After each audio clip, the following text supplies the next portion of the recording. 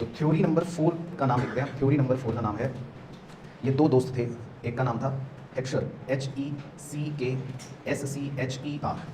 हेक्शर dash, दूसरे दोस्त का नाम था ऑलिन, OHLIN। तो इसको आप ब्लॉक बना लो, हेक्शर ऑलिन थ्योरी।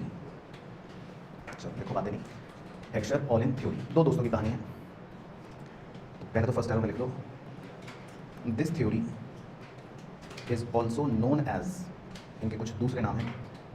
पहला तो है जी factor endowment theory, this theory is also known as factor endowment theory. और दूसरा नाम है modern theory of trade, modern theory of trade. तो ये तो हो गए दो डायरेक्ट सीधे सीधे क्वेश्चन कि भैया किस नाम से जाना जाता है, तो फैक्टर एंडोमेंट थ्योरी या मॉडर्न थ्योरी। बाकी इन्होंने क्या बातें कही वो पहले लिखवा देता हूँ, फिर समझाता हूँ। तो फर्स्ट एरो डाल के लिखना, it states that comparative advantage in cost of production is exclusively by the differences in factor endowment। तो इसमें अंडरलाइन कर लेना, exclusively by the differences in factor endowment। अभी समझाऊंगा, चिंता मत करना, पहले लिखते रहो। Second arrow, a country tends to specialise, फिर डैश डाल के लिखना है, इन एक्सपोर्ट्स, इन एक्सपोर्ट्स को हाईलाइट करके आगे लिखना है डैश डाल के, whose production requires intensive use of its abundant resources. इसमें अबंडेंट को भी हाईलाइट कर लेना, और उसी के जस्ट नीचे इन इंपोर्ट्स को हाईलाइट करके डैश डाल के लिखना है, whose production requires intensive use of its, के बाद कौन बच्चा तुक्का मारेगा, डैश रिसोर्सेज, वेरी गुड तुक्का, स्केयर्स रिसोर्सेज। ठीक है, अभी लिख लो, फिर समझाता हूँ। और नेक्स्ट एरो में और क्या कहा इन्होंने, दोनों दोस्तों ने, capital abandoned economy, capital abandoned economy will produce and export capital intensive goods, will produce and export capital intensive goods and labor abundant economy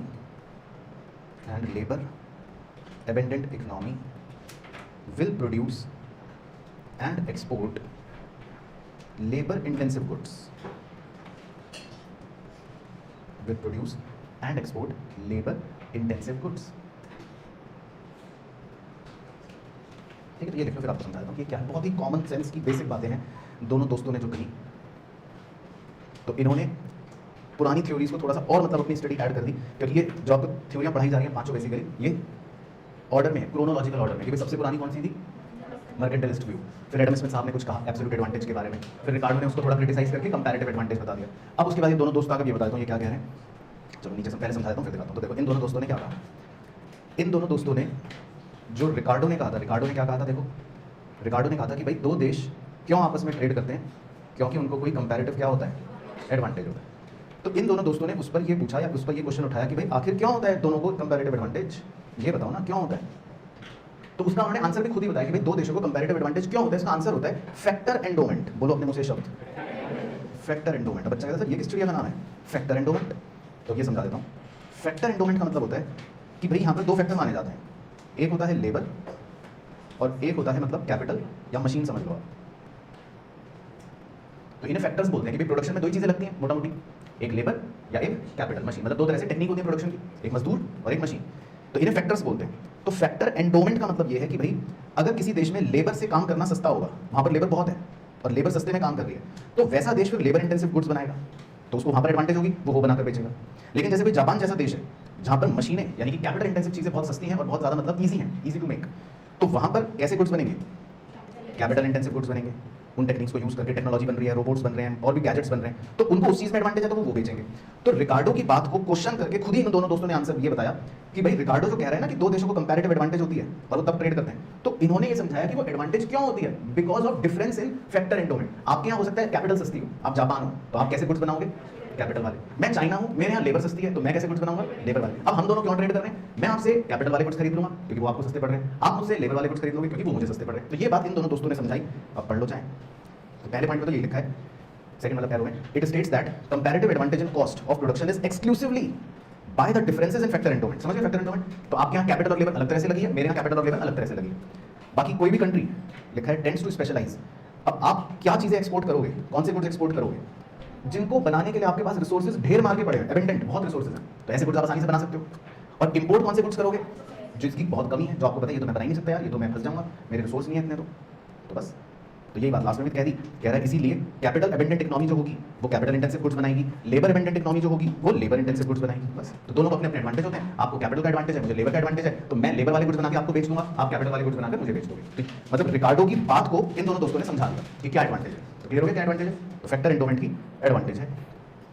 अब इसमें एक छोटा सा डिफरेंस आ जाता है कि भाई ये जो मॉडर्न थ्योरी दी इन दोनों दोस्तों ने और जो पुरानी थ्योरी थी मतलब रिकार्डो भाई वाली, तो कई बार उसमें डिफरेंस पूछ लेता है, मतलब कुछ पॉइंट्स एमसीक्यू के अंदर मान लो डिफरेंस के फॉर्म में आ गए तो वो हम एक स्टार डाल के नीचे लिख लेते हैं, एक डिफरेंस के तौर पर लिख लेते हैं, तो आप ऐसा टैबुलर फॉर्मेट बना दो कि भाई कुछ बातें कंपैरिजन के फॉर्म में लिख लेते हैं, बाई चांस पूछ ले तो इधर लिख लो जी थ्योरी ऑफ कंपैरेटिव कॉस्ट और इधर लिख लो मॉडर्न थ्योरी। बाकी नाम लिखने हैं या याद है, तो सुनाओ कंपैरेटिव कॉस्ट का कौन, ठीक है जी, तो ऐसे लिख, हाँ शॉर्ट में भी लिख सकते हो। और मॉडर्न थ्योरी वाले ठीक है, तो लिख लो, मैं तो लिख रहा हूँ दो दोस्त। चलो तो कुछ बेसिक डिफरेंशियल पॉइंट्स लिख लेते, तो रिकार्डो में लिख लो based on labour theory of value, based on labour theory of value. तो पुराने ज़माने में मतलब जो रिकार्डो या एडम स्मिथ की जो अप्रोच थी उसमें कैपिटल को इतना कंसीडर नहीं करते थे, उसमें बस लेबर प्रोडक्टिविटी या लेबर की वैल्यू के हिसाब से काम हो रहा था। लेकिन मॉडर्न थ्योरी जो थी उसमें आप लिख दो, हाँ मतलब उसमें मनी कॉस्ट पर बेस्ड था, based on money cost which is more realistic. तो इसमें एक्चुअल में मनी कॉस्ट की बात हुई कि एक्चुअल में खर्चा जो है वो कहाँ कम आ रहा है, लेबर भी कैपिटल भी सबको मिलाकर, जो ज़्यादा रियलिस्टिक अप्रोच थी। दूसरी बिंदी वही same point, considered labour as a sole factor. ये खाली लेबर को एक फैक्टर मानते थे पुराने जमाने वाले, और दोनों दोस्तों ने क्या कहा, considered labour as well as capital. इन्होंने मतलब थोड़ा सा स्कोप और बड़ा कर दिया कि भाई लेबर भी है फैक्टर एंड कैपिटल भी है, तो consider labour as well as capital as important factors. तो इन्होंने थोड़ा सा स्कोप बड़ा कर दिया कि भाई लेबर भी है कैपिटल भी है, दोनों चीज़ें। इसके अलावा पुराने ज़माने में studies only comparative costs, studies only comparative costs of goods concerned, ये सिर्फ कंपैरेटिव कॉस्ट की स्टडी करते थे गुड्स कंसर्न्ड की, जबकि इसमें कंसिडर्स रिलेटिव प्राइसेस, ये प्रोडक्ट का दाम देखते हैं कि किसके यहाँ एक्चुअल दाम कितना है, तो considers relative prices of the factors bracket में लेबर एंड कैपिटल। उसके बाद एक और लिख सकते हो छोटा सा difference, it is normative in nature, और इसमें लिख सकते हो it is positive in nature. तो it is normative in nature, और उसमें लिख सकते हो it is positive in nature. अब ये क्या होता है थोड़ा सा समझाता हूँ, नॉर्मेटिव या पॉजिटिव, तो इनको आप लॉक बना सकते हो। एमसीक्यू के लिए यही पॉइंट थोड़ा ज़्यादा इंपॉर्टेंट भी है। तो ये चैप्टर 1 के अंदर भी आता है वैसे तो टर्म नॉर्मेटिव पॉजिटिव, और क्लास 11th में भी था माइक्रो इकोनॉमिक्स में, लेकिन फिर भी एक कीवर्ड लिख लो थोड़ा सा आसान हो जाएगा हमारे लिए। हाँ, नॉर्मेटिव में आप कीवर्ड लिख लो शुड बी, शुड बी। तो नॉर्मेटिव जो होता है वो ये बताता है बेसिकली कि क्या होना चाहिए, ओपिनियन बेस्ड होता है, राइट। तो जैसे मैं आपको बोलूँ कि आपको रेड टी शर्ट पहननी चाहिए, आपको अच्छा व्यक्ति बनना चाहिए, आपको माता पिता का आदर करना चाहिए, आपको अपने अध्यापकों की रिस्पेक्ट करनी चाहिए, तो ये सब बातें जो हैं ये नॉर्मेटिव नेचर की हैं, जिसमें मैं आपको सजेशन दे रहा हूँ, ओपिनियन दे रहा हूँ, या आपको क्या करना चाहिए ये बता रहा हूँ। लेकिन अगर मैं कहूँ कि आप निकम्मे हो, आप माता पिता का आदर नहीं करते हो, आप माता पिता की आंखों में धूल झोंकते हो, आप अध्यापक का अनादर करते हो, तो ये सब बातें जो हैं ये क्या है, मैं ओपिनियन नहीं दे रहा हूँ, मैं ये नहीं बता रहा हूँ कि क्या करना चाहिए, मैं बता रहा हूँ क्या है। तो पॉजिटिव नेचर का मतलब होता है जिसमें इकोनॉमिक्स जो होती है वो ये बताती है क्या है। तो जो ये रिकार्डो भाई की पुरानी अप्रोच थी ना ये वाली, ये थोड़ा थोड़ा नॉर्मेटिव नेचर की थी, ये बताती थी कि ऐसा होना चाहिए वैसा होना चाहिए, ये ओपिनियन बेस्ड थी। लेकिन जो दोनों दोस्तों की थ्योरी है ये ओपिनियन बेस्ड नहीं थी, ये तो सीधा फैक्ट बताती थी कि भाई देखो इतना प्राइस है, ये इतना है, ये इतना है। तो ये पॉजिटिव नेचर की था। तो समझ आ गया मेन खेल। तो बस तो ये थी आपकी चौथी और सेकंड लास्ट थ्योरी बेसिकली दोनों दोस्तों वाली। तो कितनी थ्योरियाँ होंगी टोटल, और कितनी है टोटल, 5। तो बस 5वीं और आखिरी थ्योरी और लिख लेते हैं, नंबर 5। तो नंबर 5 तो बिल्कुल ही लेटेस्ट, मतलब अभी अभी निकली है भट्टे से बाहर, globalisation and new international trade theory. New international trade theory, तो ये मतलब सबसे लेटेस्ट होगी, है ना। तो आप नाम से भी आइडिया लगा सकते हो, ग्लोबलाइजेशन तो मतलब 1991 में आपने पढ़ा था शायद, है ना। तो ये काफ़ी मॉडर्न ज़माने की मतलब थ्योरी हो गई, तो इसका नाम भी इसीलिए है न्यू इंटरनेशनल ट्रेड थ्योरीज। तो इसमें देखो, इसमें कुछ बातें लिखनी है, तो इसमें कुछ मिक्स बातें, मतलब इसमें कोई थ्योरी नहीं है, थ्योरियाँ है, मतलब किसी ने कुछ कह दिया, किसी ने कुछ कह दिया, किसी ने कुछ कह दिया। तो पहला है डाल के लिखना है, अमेरिकन इकोनॉमिस्ट एंड जर्नलिस्ट, तो इनका नाम लिखना है भाई साहब का, Paul Krugman, PAULKRUGMAN, Paul Krugman received, तो बताओ इन्हें कौन सा पुरस्कार मिला है, 2008 का Nobel prize. Oh my god, ठीक है। तो 2008 नोबेल प्राइज इन इकोनॉमिक्स या फॉर इकोनॉमिक्स लिख लो। तो 2 MCQ तो सीधे सीधे यही नजर आ गया आपको कि भाई कौन था, आदमी का नाम और अवार्ड भी हो गया। तो American economist and journalist Paul Krugman receive 2008 Nobel prize for economics for his work in economic geography and in identifying international trade patterns. तो इन्होंने इसी में काम करा है, देखो इन्होंने इसी चीज़ में काम करा है कि भाई इंटरनेशनल ट्रेड जो हो रहे हैं उसका पैटर्न क्या है, क्या चीज़ें प्रभावित करती हैं। सोचो इतनी स्टडी करी कि नोबेल प्राइज इनको इकोनॉमिक्स में इसी स्टडी के लिए मिल गया, फुल स्टॉप। फिर इसमें लिखो इन late 1970s, Krugman noticed that, अब उन्होंने देखो क्या नोटिस करा, ये इंपॉर्टेंट है आपके लिए, नोटिस्ड दैट मॉडल मॉडल मत लिखना, Krugman noticed that the earlier model did not fit into the international trade data। ये देखो ये है ना सबसे अच्छी बात, did not fit into international trade data। तो इन्होंने ये नोटिस करा, अंडरलाइन कर लेना, कि ये जो पुराने मॉडल्स हैं ये सब जो हमने पहले पढ़े, रिकार्डो और ये दोस्तों की कहानियाँ ये सब, तो कह रहे कि जो आजकल इंटरनेशनल ट्रेड चल रहा है उसमें तो ये मुझे कहीं नजर नहीं आ रहा, उसके डेटा के हिसाब से तो ये मॉडल्स मतलब मुझे कहीं फिट होते हुए नजर नहीं आ रहे, ऐसा इन्होंने ऑब्जर्व करा। तो समझ आ गया लाइन का मतलब कि he notice that the earlier model did not fit into the international trade data, full stop. अब नेक्स्ट लाइन में लिखना, द हेक्सर, वही दो दोस्त के जो नाम थे, Heckscher Ohlin model predicted that trade would be based on such factors as ratio of capital to labor। तो इन्होंने देखो बड़ा ही अच्छा उदाहरण कोट कराया, मतलब स्टडी को आगे बढ़ाया कि भाई वो अभी आपने पढ़ा था ना कि दोनों दोस्त जो थे, ऐसा लिख देता हूँ, रेफर थ्योरी 4। तो दोनों दोस्तों ने अपने मॉडल में क्या कहा था बताओ थोड़ी देर पहले, कि फैक्टर एंडोमेंट से बहुत इफेक्ट पड़ता है। अभी भी पढ़ा था ना कि भाई दोनों देशों में जो ट्रेड हो रहे हैं उसमें बहुत बड़ा रोल है फैक्टर एंडोमेंट का, कि मेरा कैपिटल और मेरा लेबर का रेशो क्या है। भाई मान लो मेरे कंट्री में 80% काम कैपिटल से हो रहा है और 20% काम लेबर से हो रहा है, हो सकता है आपके देश में 30% काम कैपिटल से हो रहा है, 70% काम लेबर से हो रहा है। तो हमने पढ़ा था ना, इसी को फैक्टर एंडोमेंट कह रहे थे। तो दोनों दोस्तों की थ्योरी में यही मेन बात थी भाई, बोलो हाँ। लेकिन अब देखो क्रुगमैन ने क्या नोटिस करा, उन्होंने क्या बताया, तो ये तो हो गई दोनों दोस्तों की थ्योरी, है ना, कि उन्होंने कहा कि भाई कैपिटल और लेबर का रेशियो जो है वो इफेक्ट करता है। लेकिन अब नीचे लिखना, इसके नीचे लिखना मतलब, but Krugman noticed that most of the international trade, Krugman noticed that most of the international trade takes place between countries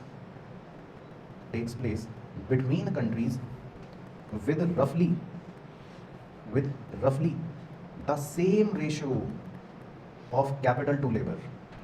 तो ये बात मैं नहीं कह रहा हूँ, ये बात क्रुगमैन भाई साहब ने नोटिस करी कि भैया जितने भी मैक्सिमम जो ट्रेड्स हो रहे हैं international, most of the international trades between the countries, उसमें ये नाटक है ही नहीं। उसमें मतलब ऐसा नहीं कि मेरा 20 आपका 80 है, मतलब मेरा 80 आपका 20 है। उन्होंने ये नोटिस करा कि ज्यादातर देशों का capital to labour ratio same ही है, सब उसी तरह काम कर रहे हैं। इसका मतलब इनकी थ्योरी ने दोनों दोस्तों की बातों को मतलब एक तरह से खत्म कर दिया, क्योंकि ये सबसे लेटेस्ट है ना, ऑर्डर वाइज सारी थ्योरी है। तो सबसे पुरानी फिर नेक्स्ट एडम स्मिथ, फिर रिकार्डो, फिर दोनों दोस्त, फिर ये। तो इन्होंने जो नोटिस करी बात, उसमें वो दोस्तों वाली कहानी की मतलब फ्लॉप हो गई। तो समझ आ रहा है पूरा कंटेक्स्ट क्या चल रहा है। तो इन्होंने क्रुगमैन भाई ने ये नोटिस करा कि भाई रेशियो तो सेम है। उसके बाद नेक्स्ट एरो, क्रुगमैन ने एक बात और कही, वो भी लिखते हैं, डिफेंडेड फ्री ट्रेड। क्रुगमैन जो थे वो बहुत बड़े सपोर्टर थे फ्री ट्रेड के, इसलिए नोबेल प्राइज मिला। ऐसे नहीं बच्चा अच्छा सर इतनी सी बात कह दी, ये तो मैं भी कह दूंगा। तो बहुत बड़ी कहानियां हैं क्रुगमैन की, आप इंटरनेट पे सर्च करना आपको मिल जाएगी। इनकी अलग अलग पब्लिशिंग हाउसेज में थियरीज भी लिखी हुई हैं। तो क्रुगमैन जो थे वो फ्री ट्रेड को बहुत ज़्यादा प्रमोट करते थे, डिफेंड करते थे। वो ये कहते थे कि बैरियर्स नहीं होने चाहिए देशों के बीच में। अगर मेरा मजदूर कहीं और जाके काम करना चाहता है, जब मुझे कहीं और से कोई रॉ मटेरियल खरीदना है, तो बैरियर्स नहीं होने चाहिए। जो आपने वैसे 12th में ग्लोबलाइजेशन में पढ़ाई था, ट्रेड बैरियर्स हटाना है ना, ऐसे था ना। तो उसके ये बहुत बड़े समर्थक थे, उसके बहुत बड़े सपोर्टर थे, इन्होंने उस पर काम करा। तो क्रुगमैन जो है डिफेंडेड फ्री ट्रेड, और एक ब्रैकेट में इनका एक छोटा सा मतलब एग्जाम्पल लिख लो आप ऐसे, इन्वर्टेड कॉमास में लिखना, in praise of cheap labour, in praise of cheap labour. आप गूगल पे खाली इन प्रेज भी टाइप करोगे ना, अपने आप वो सबसे पहले सजेशन में पूरा पकड़ लेगा, in praise of cheap labour. ये इनका एक बहुत बड़ा उल्लेख लिखा हुआ है, लिख लो, पब्लिश्ड, एक बहुत फेमस वेबसाइट है, इन स्लेट, SLATE, इन 1997। तो इनका एक बहुत बड़ा उल्लेख लिखा हुआ है, स्लेट नाम की एक US बेस्ड मेरे ख्याल से वेबसाइट है, मैडम चेक करिए, मैडम आपको कोई बता देना चेक करके। तो 1997 में स्लेट नामक वेबसाइट पर इनका ये उल्लेख प्रस्तुत है, जिसका नाम है in praise of cheap labour. तो उसमें भी उन्होंने मुद्दे की बात क्या कही है वो बता देता हूँ, पूरा उल्लेख कभी समय मिले तो पढ़ लेना। तो मुद्दे की बात इन्होंने जो कही है वो ये कही है, वो लिख लो कि भाई चीप लेबर को, ऐसी हिंदी में लिख लो, चीप लेबर को आउटसोर्स करो। मतलब उन्होंने लेबर को भी आउटसोर्स करने के लिए पुरजोर कोशिशें करी थी। उसमें लिखे भी उल्लेख थे कि भाई अगर लेबर जहाँ सस्ती है तो आप वहाँ से काम कराओ, या उन्हें यहाँ बुलाओ, कुछ भी। तो चीप लेबर को मतलब आउटसोर्स कर सकते हो, इसके बारे में उन्होंने एक उल्लेख लिख रखा है बेसिकली।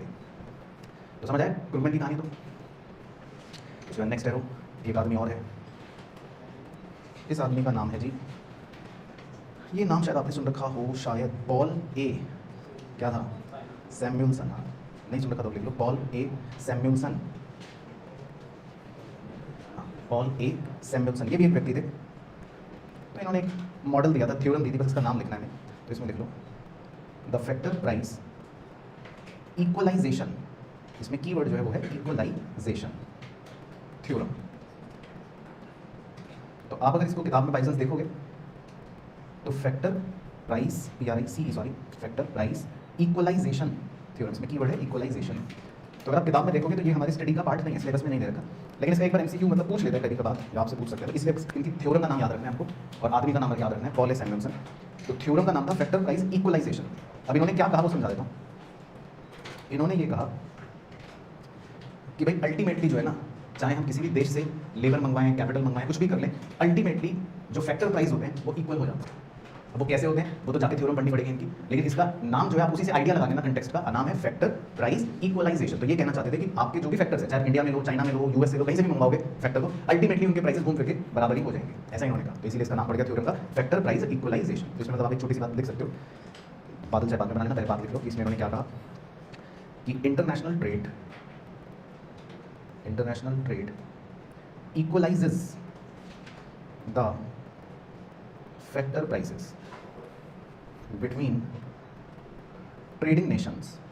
तो इन्होंने ये कहा कि ट्रेडिंग नेशंस जो होंगे, जो भी मतलब देश आपस में ट्रेड करते हैं, उनके बीच में फैक्टर प्राइसेस इक्वल हो ही जाएंगे या हो जाते हैं। तो बस आपके लिए इतनी बात इंपॉर्टेंट है। बाकी अगर कभी खाली समय मिले तो आप इनकी थ्योरम पढ़ लेना, तो उसमें डायग्राम भी है, तो उसमें आपको समझ आ जाएगा कि भाई क्या कहा है पॉल ए सैमुअल्सन भाई ने। अच्छा, तो ये तो एक छोटा सा पॉइंट था।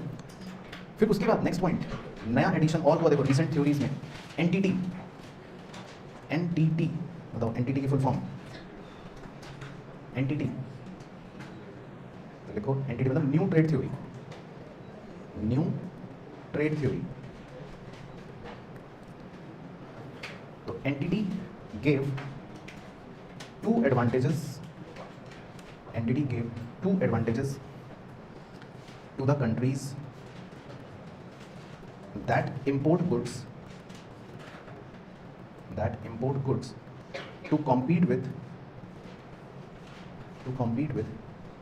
domestic goods। फिर अब डैश डालें। तो ये एग्जाम्पल इंपॉर्टेंट है इसलिए लिख पा रहा हूँ। एंटिटी जो है ये एक नया कॉन्सेप्ट है, अभी रिसेंटली ही हुआ है, मतलब न्यू ट्रेड थ्योरीज आती रहती है, नई थ्योरी, उसमें से ये थ्योरी है। तो इन्होंने दो फायदे बताए कि मतलब जब हम इंटरनेशनल ट्रेड करते हैं, जब हम बाहर से गुड्स मंगवाते हैं और अपने डोमेस्टिक गुड्स के साथ वो कॉम्पीट करते हैं, तो इससे कह रहे हैं कि दो फायदे होते हैं। तो दोनों फायदे लिखते हैं। पहला फायदा होता है, इसका नाम लिखो, इकोनॉमीज ऑफ स्केल। पहला फायदा होता है इकोनॉमीज ऑफ स्केल, इसको आप हाईलाइट कर लेना। चलो, तो इकोनॉमीज ऑफ स्केल किसे कहते हैं, तो है किसी को पता? स्केल ऑफ प्रोडक्शन बढ़ जाता है, ठीक है, आधा पार्ट हो गया।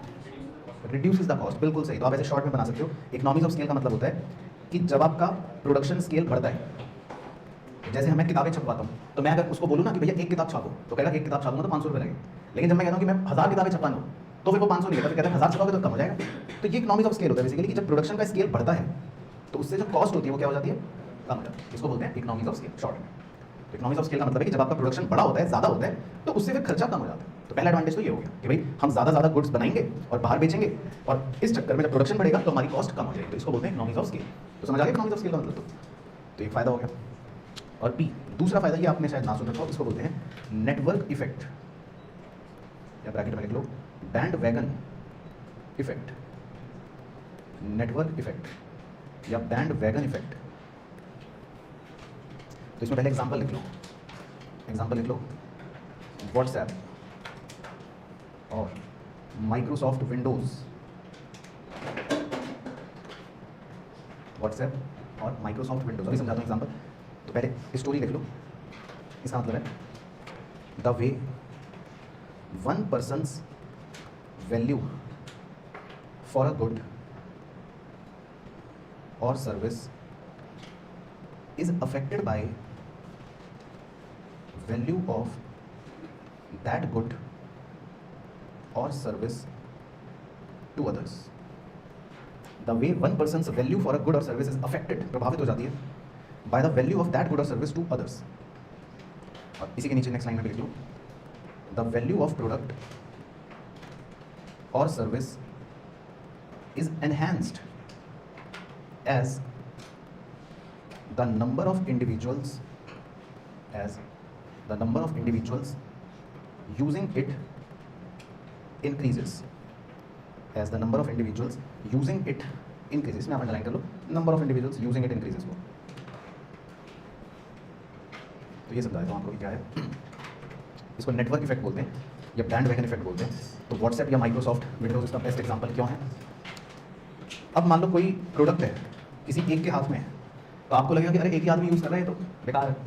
दो के हाथ में होगा तो भी शायद आप सोचोगे अच्छा 2 ही लोग इस्तेमाल कर रहे हैं। लेकिन जैसे ही आप देखते हो कि भाई साहब ये तो 2 मिलियन लोग इस्तेमाल कर रहे हैं, तो आप पागल हो जाते हो। इसको बैंड वैगन इफेक्ट बोलते हैं, भाई ये तो सभी इस्तेमाल कर रहे हैं तो मैं पीछे क्यों रहूँ। तो ऐसे ही फेसबुक, व्हाट्सएप, माइक्रोसॉफ्ट, इन सब मतलब मोबाइल ऐप्स के साथ हुआ कि जब ये शुरू में आए तो लोगों को लगा कि हाँ कुछ होगा, 2-4-5 लोग यूज़ कर रहे हैं, 100 लोग यूज़ कर रहे हैं। लेकिन जब इसकी रीच बढ़ी, जब आपने देखा तो सारे यूज़ कर रहे हैं, तो आज आप भी यूज़ कर रहे हो। तो इससे क्या होता है कि जब कोई भी प्रोडक्ट या कोई भी सर्विस बहुत सारे लोग इस्तेमाल करना शुरू कर देते हैं तो उसकी वैल्यू बढ़ जाती है, उस पर ट्रस्ट फैक्टर बढ़ जाता है। तो इस चीज़ को नेटवर्क इफेक्ट या बैंड वैगन इफेक्ट कहते हैं। तो ये भी दूसरा फायदा उन्होंने ये बताया कि जब कोई भी प्रोडक्ट आप जितना बना के विदेशों में बेचोगे, अब माइक्रोसॉफ्ट ने प्रोडक्ट तो कहाँ बनाया, यूएस में, लेकिन आज दुनिया के हर कंट्री में है एक तरह से उनका प्रोडक्ट। तो आज कितनी ज़्यादा विश्वसनीयता है माइक्रोसॉफ्ट की, कितना ज़्यादा भरोसा है, कितनी ज़्यादा प्रोडक्ट की वैल्यू बढ़ गई है। सेम गोज फॉर व्हाट्सएप या अदर मोबाइल ऐप्स। तो इसको बैंड वैगन या नेटवर्क इफेक्ट कहते हैं। तो ये भी एक एडवांटेज है कि अगर आप ज़्यादा गुड्स और सर्विसेज बनाकर बहुत सारे लोगों के लिए बेचोगे या बनाओगे तो आपके प्रोडक्ट की वैल्यू, रेपुटेशन बढ़ेगी। तो ये भी एक एडवांटेज हो गया। तो समझ आ गया एडवांटेज नेटवर्क इफेक्ट। चलो, तो इसके नीचे आप लाइन लगा सकते हो। तो मतलब ये तो हो गई इसकी कहानी। अब 5 मिनट में हमें जल्दी से करने हैं इसके 10 क्वेश्चन डिस्कस जो हमारी कहानियों पर बेस्ड हैं। तो क्वेश्चन मैं यहीं पे लगा दूंगा, बस आपको पढ़ के आंसर बताना है। आओ जी, तो जल्दी से करते हैं। सबसे पहले क्वेश्चन नंबर 1। चलो, तो पहले ये वाले कर लो क्वेश्चन, आवाज़ भाई फिर बताते हैं।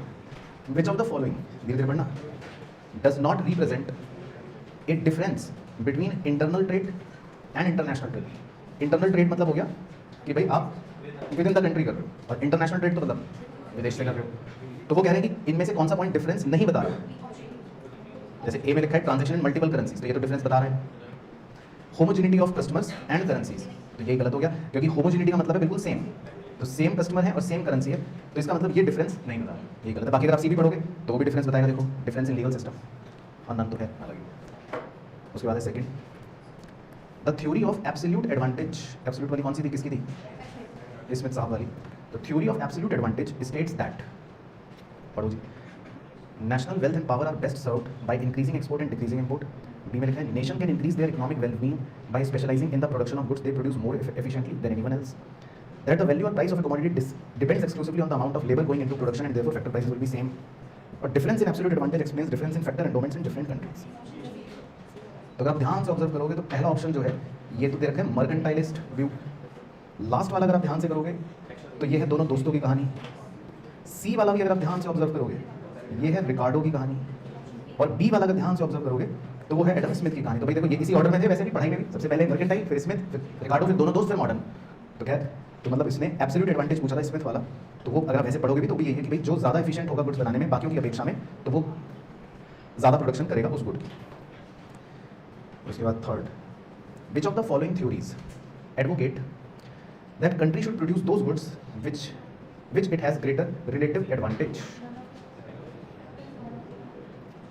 तो बताओ किसने दिया था रिलेटिव एडवांटेज थ्योरी?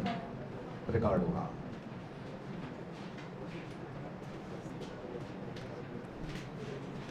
उसके बाद next, which of the following holds that a country can increase its wealth by encouraging export and discouraging import. ये सबसे पहला था, एक्सपोर्ट बढ़ाओ और इंपोर्ट कम कर दो, मर्केंटलिज्म।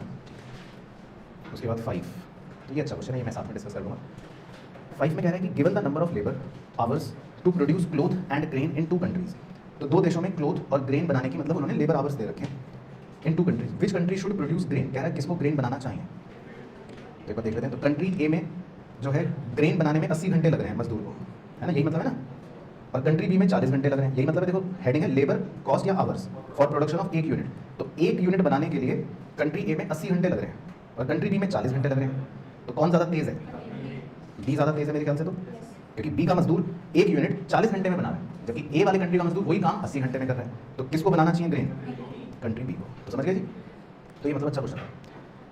उसके बाद 6th, according to the theory of comparative advantage. ठीक है, ये मैं समझा देता हूँ, ये हमने शायद वैसे में ना पढ़ा। तो कंपैरेटिव एडवांटेज की जो थ्योरी थी, ए में लिखा है trade is a zero sum game. अच्छा, ये जीरो सम गेम क्या होता है?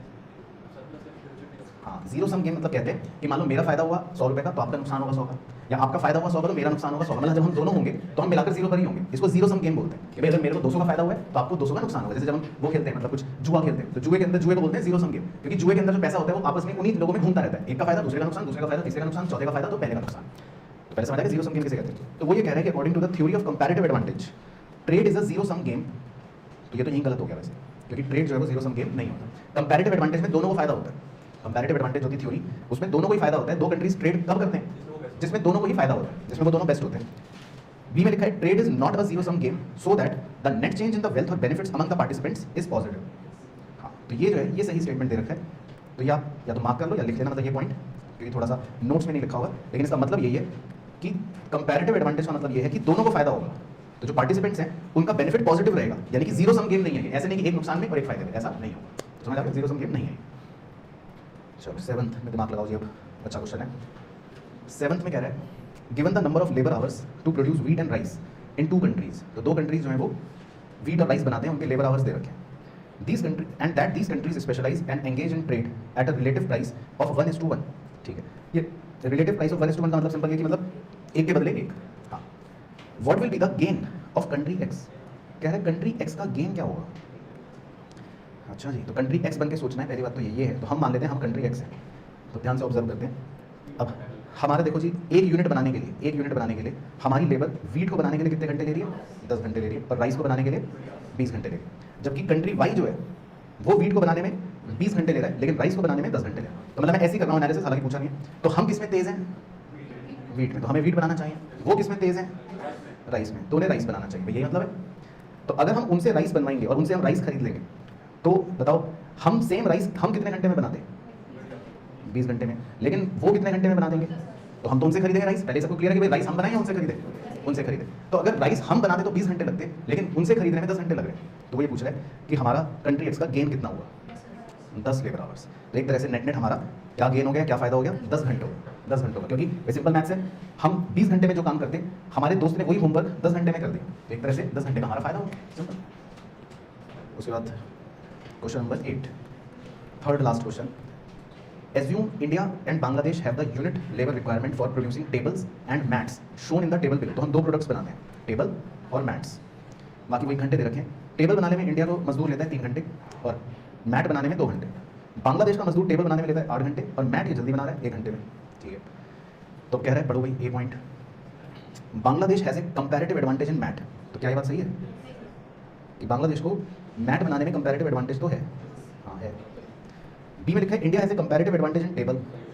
ये भी बात सही है। तो अगर हम दोनों जने मान लो हम ट्रेड करते, लेट्स एज्यूम कि इंडिया और बांग्लादेश ट्रेड करते, तो हम क्या बनाते टेबल और बांग्लादेश क्या बनाता मैट। तो दोनों बातें स्टेटमेंट सही होगी। तो हमारे पास टेबल बनाने की कंपैरेटिव एडवांटेज है, बांग्लादेश के पास मैट बनाने की कंपैरेटिव एडवांटेज है। और सी में लिखा है Bangladesh has absolute advantage in mats. अब खाली मैट को कंपेयर करो, हम 2 घंटे ले रहे हैं और बांग्लादेश 1 घंटा ले रहा है, तो एब्सोल्यूट टर्म्स में भी कौन अच्छा है? बांग्लादेश अच्छा है। तो इसका मतलब ये भी बात सही है। तो इसका मतलब तीनों ही बातें सही दे रखी है। तो क्लियर हो गया पॉइंट। उसके बाद 9th comparative advantage refers to, तो ये आप नोट्स में देख सकते हो एग्जैक्ट डेफिनेशन। कंपैरेटिव एडवांटेज का क्या मतलब है? A, country's ability to produce some good और services at the lowest possible cost compare to other countries. B, a country's ability to produce some goods और services at lower opportunity cost than other countries. C, choosing a productive method which uses the minimum of the abundant factor. तो ये तो गलती हो गया। तो ए होगा या बी होगा? अब आपको तुक्का मारना है कि कौन सा आपको ज़्यादा सही लगेगा, या आपको अगर तुक्का मारना हो तो किस पे मारोगे? और रीज़न बताओ क्यों? हाँ, हम कंपैरेटिव अपॉर्चुनिटी कॉस्ट देखते हैं, हम पॉसिबल कॉस्ट नहीं देखते। क्योंकि अपॉर्चुनिटी कॉस्ट का मतलब होता है, जो मैंने अपने एग्जांपल में भी समझाया था, कि अगर मैं ये काम अपने मजदूर से अगर मैं टेबल बनवा रहा हूँ तो इसका मतलब वो मैट नहीं बना रहा, तो मैट हम किसी और से खरीदेंगे तो इसको बोलते हैं अपॉर्चुनिटी कॉस्ट। तो हम यहाँ पर जब भी कंपैरेटिव एडवांटेज देखते हैं तो हम अपॉर्चुनिटी कॉस्ट कंपेयर करते हैं। लोएस्ट पॉसिबल कॉस्ट वैसे भी कुछ नहीं होता, क्योंकि पॉसिबल तो कुछ भी नहीं होता, कि लोएस्ट पॉसिबल कॉस्ट तो वो गलत है ऑप्शन में से। ठीक है, तो ये भी आप याद रखना है, मार्क कर लेना। तो comparative advantage refers to option B. उसके बाद last Ricardo explained the law of comparative advantage on the basis of. Opportunity cost तो कुछ नहीं है, लॉ ऑफ डिमिनिशिंग रिटर्न्स भी कुछ नहीं था, इकोनॉमीज ऑफ स्केल तो था मॉडर्न थ्योरी में, एनटीटी। तो रिकार्डो का कंपैरेटिव एडवांटेज किस पर बेस्ड था? Labour theory of value. और ये आपने को डिफरेंस में भी लिखा कि रिकार्डो के अप्रोच में क्या यूज होता है? Labour theory of value. चलो, तो बस यही करते थे जी, डन।